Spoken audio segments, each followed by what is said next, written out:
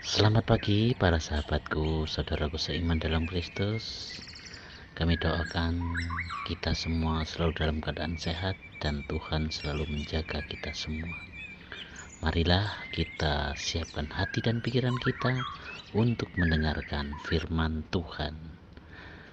Tuhan beserta kita sekarang dan selama-lamanya. Inilah Injil Yesus Kristus menurut Santo Markus bab 3 ayat 7 sampai 12. Roh-roh jahat berteriak, "Engkau anak Allah."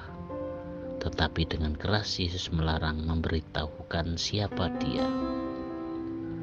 Sekali peristiwa, Yesus menyingkir ke Danau Galilea bersama murid-muridnya. Dan banyak orang dari Galilea mengikuti Dia, juga dari Yudea, dari Yerusalem, dari Idumea, dari seberang Yordan, dan dari daerah Tirus serta Sidon. Datanglah banyak orang kepadanya. Sesudah mereka mendengar segala yang dilakukannya, karena orang banyak itu, Yesus menyuruh murid-muridnya menyediakan sebuah perahu baginya. Jangan sampai dia terhimpit oleh mereka, sebab Yesus menyembuhkan banyak orang, sehingga semua penderita penyakit berdesak-desak ingin dijamah olehnya. Bila mana roh-roh jahat melihat Yesus, mereka jatuh tersungkur di hadapannya dan berteriak, "Engkaulah anak Allah." Tetapi dengan keras Yesus melarang mereka memberitahukan siapa Dia. Demikianlah Injil Tuhan. Terpujilah Kristus. Selamat pagi para sahabatku, sahabat suara hati, rekan muda, para setelemarian dan pendengar dimanapun Anda berada. Ada peribahasa yang mengatakan ada gula, ada semut, yang bertujuan untuk mengungkapkan suatu fakta bahwa orang-orang akan berdatangan jika ada suatu hal yang menguntungkan bagi mereka. Hal tersebut wajar karena setiap orang pasti berusaha untuk mencari kebaikan yang menguntungkan dirinya. Karena itu, kemanapun Yesus pergi selalu dicari dan diikuti oleh orang banyak. Pesona Yesus telah mengundang banyak orang dari berbagai daerah di sekitar Yerusalem. Mereka sudah mendengar banyak hal spektakuler yang dilakukan oleh Yesus. Tidak heran apabila mereka berusaha menemuinya untuk melihat dan merasakan kuasanya secara nyata. Para sahabatku, sahabat suara hati, rekan muda, dan para pendengar dimanapun Anda berada, dalam Injil hari ini menceritakan kepada kita tentang banyak orang yang mengikuti Yesus. Dari Galilea, di mana Dia telah membuat banyak mukjizat, juga dari tempat yang lain. Mereka semua datang kepadanya karena mendengar segala hal yang dilakukannya oleh Yesus. Kadang-kadang Yesus mencoba untuk menghindar dari orang banyak.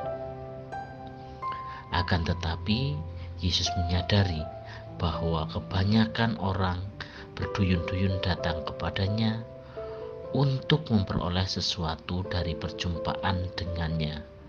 Misalnya, kesembuhan dari penyakit, untuk memuaskan rasa ingin tahu mereka tentang berbagai mukjizat dan tanda yang dibuat oleh Yesus. Para sahabatku, sahabat suara hati, rekan muda, dan para pendengar dimanapun Anda berada, karya Yesus luar biasa sehingga banyak orang berbondong-bondong mengikuti Yesus. Yesus sendiri tidak mencari popularitas, tidak mencari untung, tidak membangun citra dirinya. Ia termotivasi karena ia melakukan kehendak Bapanya. Ia melakukan pekerjaan yang dikehendaki oleh Bapa di surga. Untuk itu semua, hikmah yang dapat kita ambil adalah Yesus tidak menolak seorang pun yang datang kepadanya. Walaupun ia sibuk, ia selalu membuka hatinya. Ia tidak menyombongkan diri, bahkan ia begitu sibuk, makan dan istirahat pun sampai terlupakan.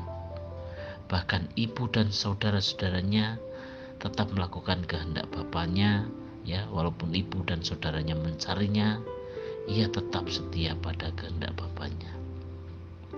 Ia mempunyai semangat yang luar biasa. Ia tidak pernah merasa lelah bekerja di ladang Tuhan. Yesus menjala banyak jiwa-jiwa. Bagaimana dengan kita?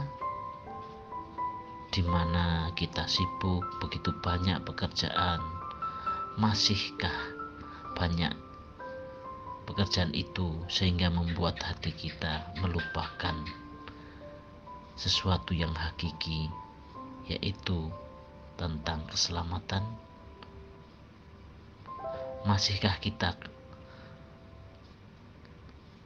untuk bisa memberikan perhatian kepada orang-orang lain di sekitar kita? Ataukah kita sibuk dengan dunia kita sendiri, lupa mendengarkan orang lain, lupa mendengarkan keluh kesah orang lain?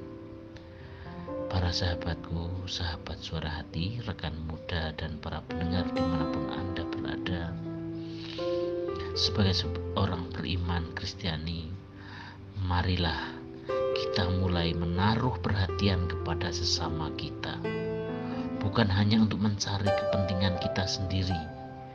Meskipun kita banyak beban, banyak pekerjaan, percayalah, bila kita melakukan pelayanan bersama-sama dengan tim, maka rasa lelah itu akan sirna, karena bisa berbagi, sharing, agar kita saling memotivasi, saling memberi semangat.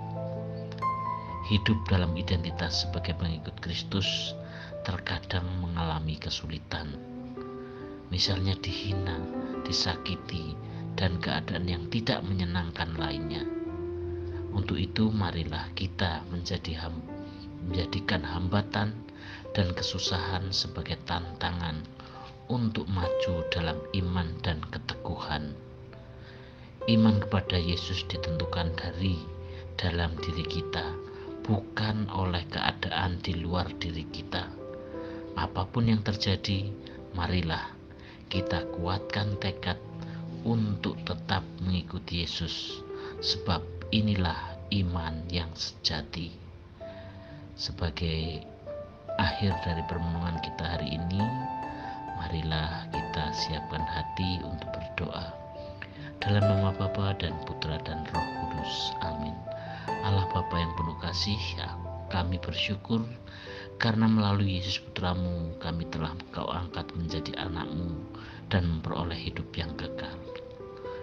Terima kasih atas anugerah-Mu hari ini dan pengorbanan Putramu, sebab melalui pengorbanan Putramu kami semakin dikuatkan dalam pelayanan hidup kami.